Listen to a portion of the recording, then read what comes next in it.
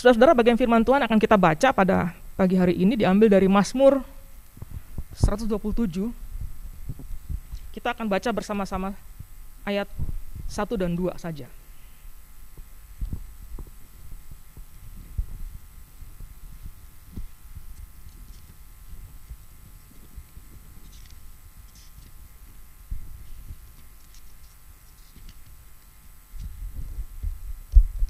Kita baca bersama-sama Mazmur 127.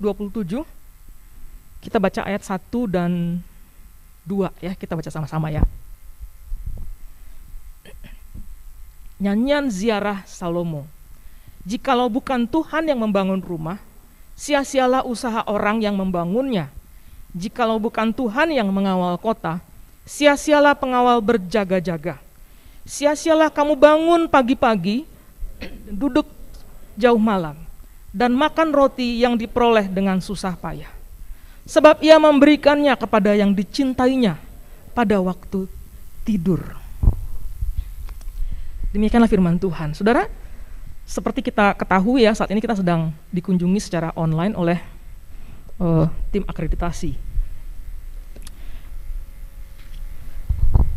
Jadi kemarin itu giliran saya interview dengan tim itu ya, mewakili sekolah. Nah, malam sebelumnya tuh saya udah persiapan baca borang-borang gitu. Sampai jam 2 pagi bacanya gitu. Sampai saya nggak peduli teman-teman saya sudah tidur atau belum, setiap kali ada sesuatu saya ngomong di grup. Oh, ini nggak lengkap dan sebagainya begitu. Panik, biasalah ya. Saya baca bolak-balik tuh borang-borang. Karena yang bikin bukan saya, yang bikin timnya Pak Arman gitu. Setelah saya pelajari baik-baik supaya saya pikir saya bisa menjawab pertanyaan.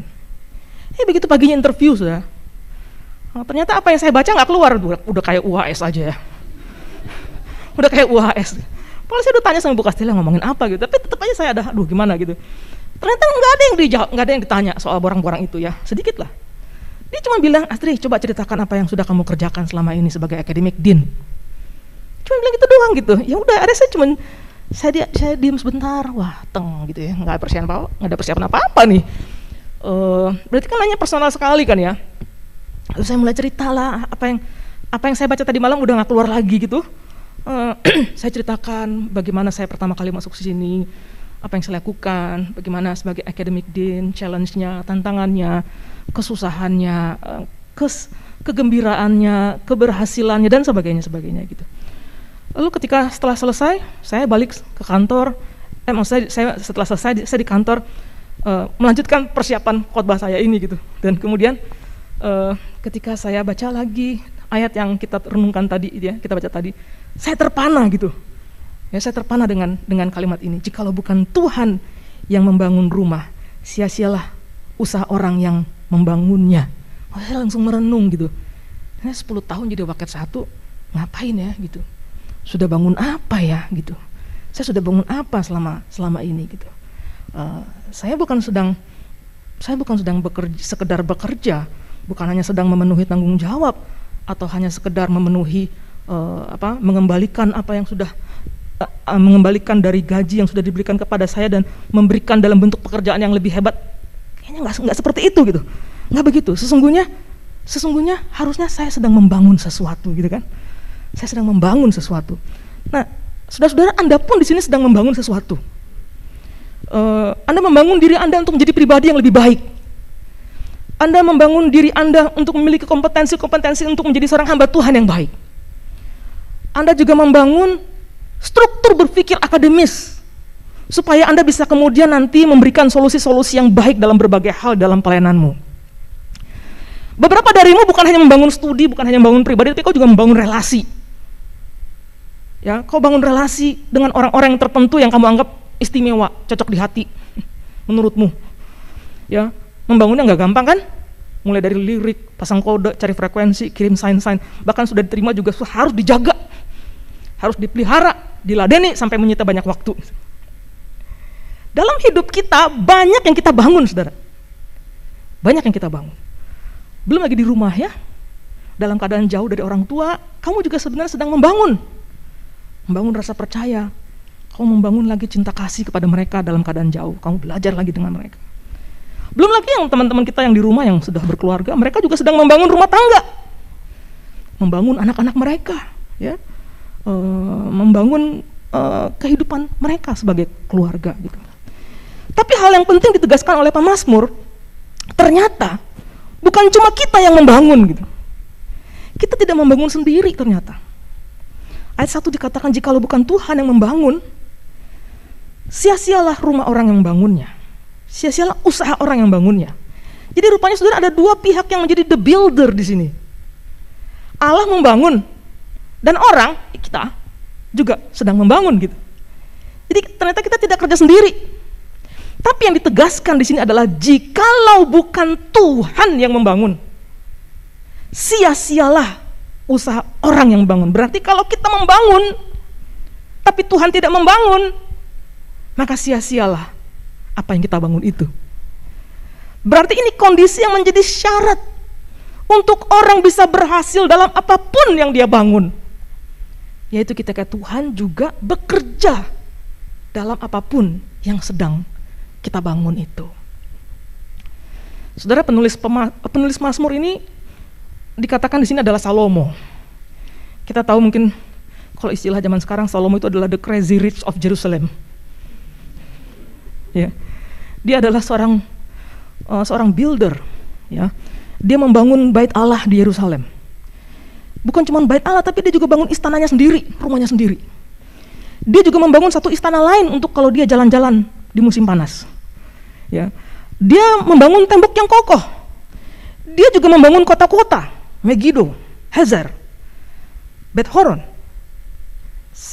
Kita bisa melihat itu di 1 Raja-Raja pasal 9.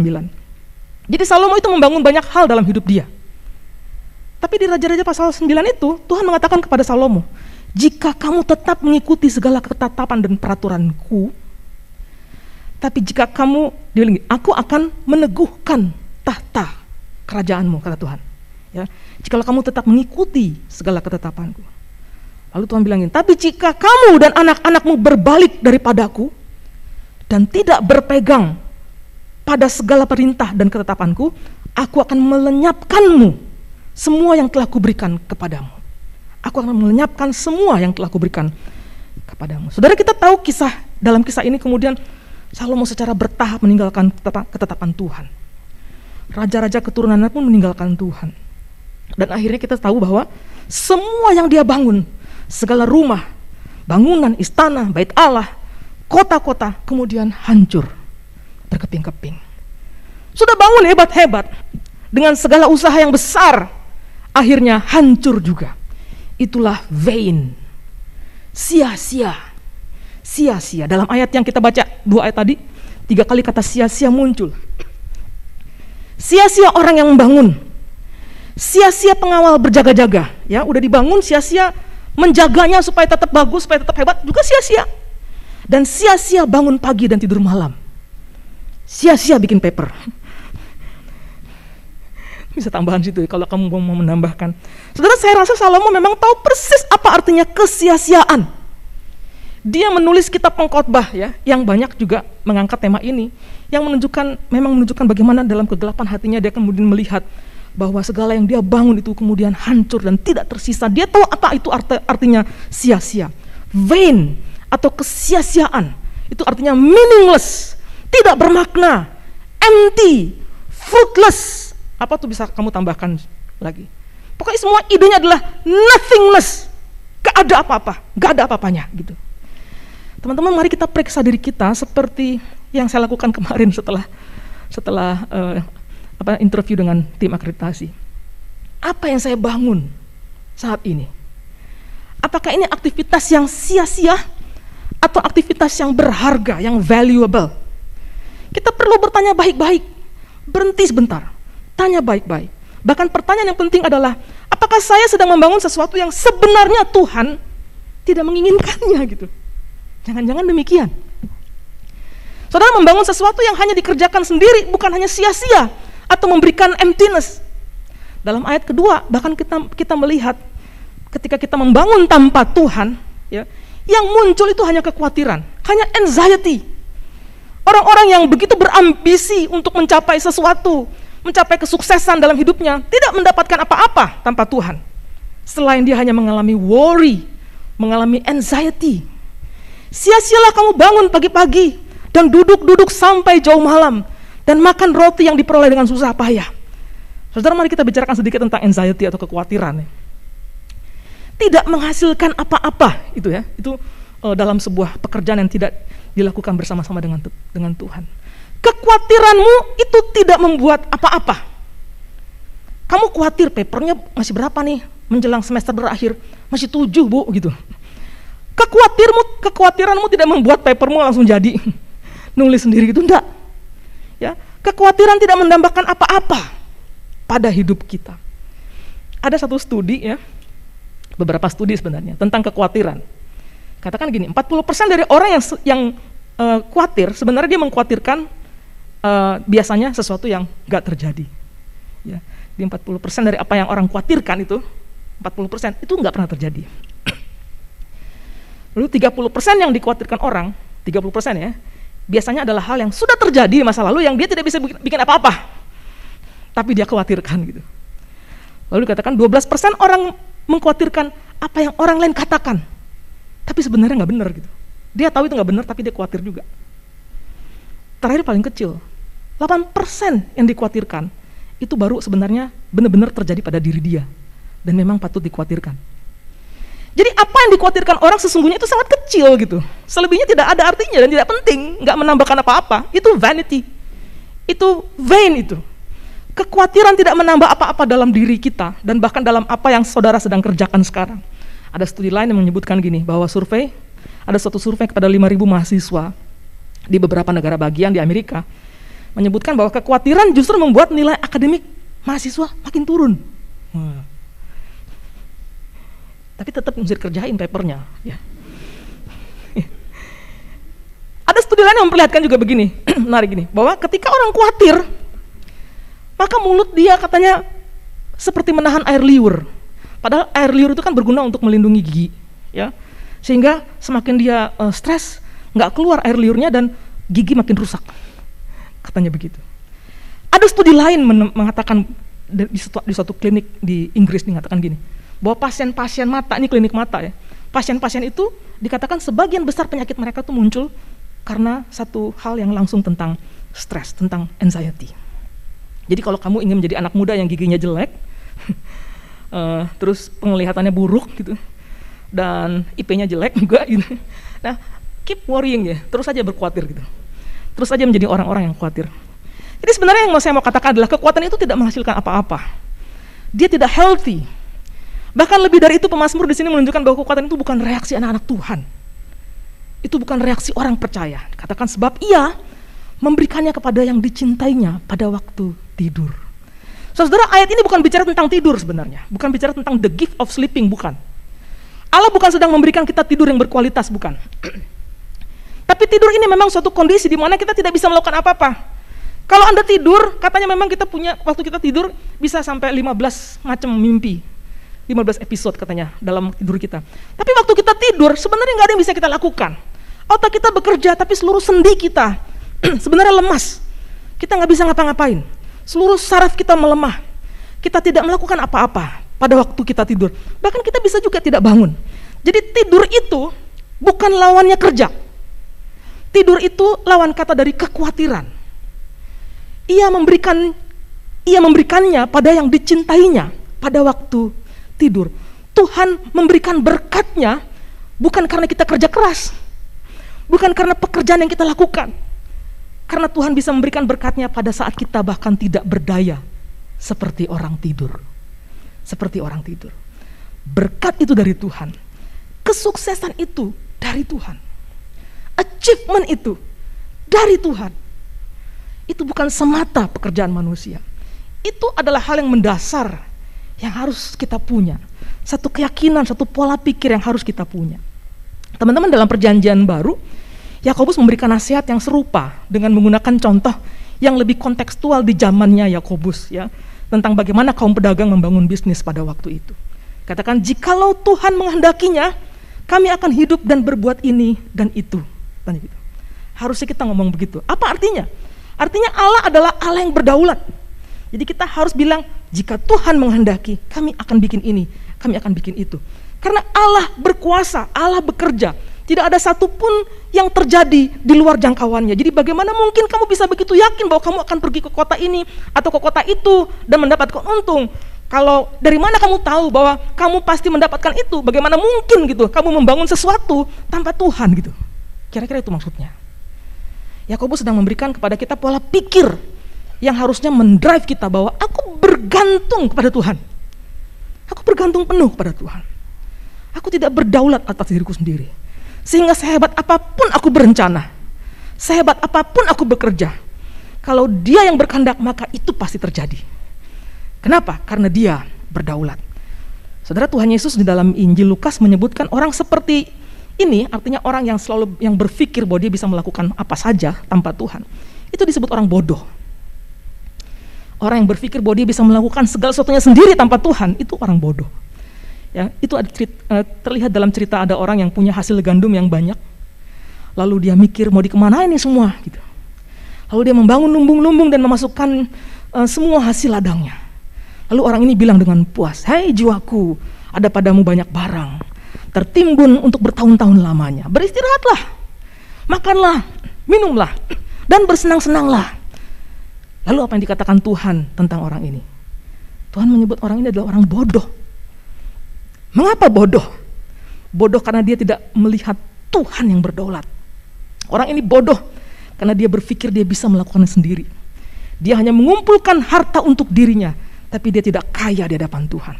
Tuhan tidak menjadi penguasa di dalam hidupnya. Hidup kita ini miliknya Tuhan, saudara-saudara. Dia yang bisa ambil, dia yang bisa membiarkan kita tetap hidup, kan? Yakobus bilang hidup kita ini seperti uap. Dia bilang gitu. Artinya hidup ini sangat singkat. Seperti kita melihat uap sesaat, lalu dia hilang, lalu dia lenyap. Hidup itu bukan saja singkat, tapi juga fragile. Kalau kita memahami arti uap itu, sangat rentan. Sehingga dari mana kamu bisa yakin bahwa kamu akan tinggal setahun? Padahal kamu tidak tahu apakah besok kamu bisa bangun, melihat hari. Bahkan kita tidak tahu apa yang terjadi nanti setelah chapel, kita nggak bisa tahu. Hidup ini seperti uap. Kita merasa bisa membangun sesuatu tanpa Tuhan. Itu adalah perbuatan yang bodoh. Itu adalah hal yang sia-sia. Kita berpikir kita bisa mengendalikan segalanya, baik pekerjaan dan seluruh kehidupan kita. Saudara, kita harus periksa lagi hidup kita. Ya, periksa lagi hidup kita. Apakah kita sedang melakukan sesuatu yang berharga? Apakah kita sedang melakukan sesuatu yang berharga karena Tuhan turut bekerja di dalamnya?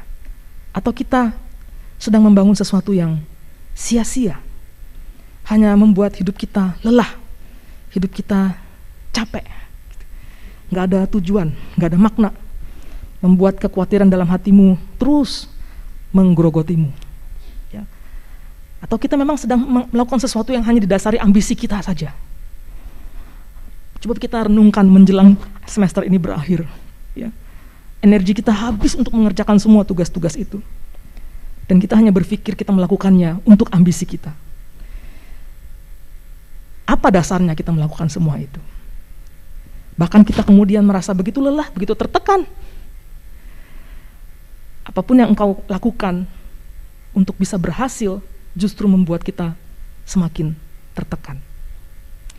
Teman-teman, Tuhan ingin kita mengalami rest, mengalami istirahat, mengalami ketenangan, dan ketenangan itu hanya ada pada Tuhan. Bukan karena kita merasa bisa mengendalikan semuanya. Ketenangan itu seperti orang yang sedang tidur. Dan di dalam tidur itu, ketika kita tidak berdaya, kita tidak bisa melakukan apa-apa, Tuhan bekerja. Jadi mungkin karena itu sekarang kamu bisa menghargai apa arti tidur, karena itu selalu mengingatkan kepada kita. When we are sleeping, God is working. When we are sleeping, we do nothing, but God is still working. Mari kita menyerahkan semuanya kepada Tuhan yang berdaulat.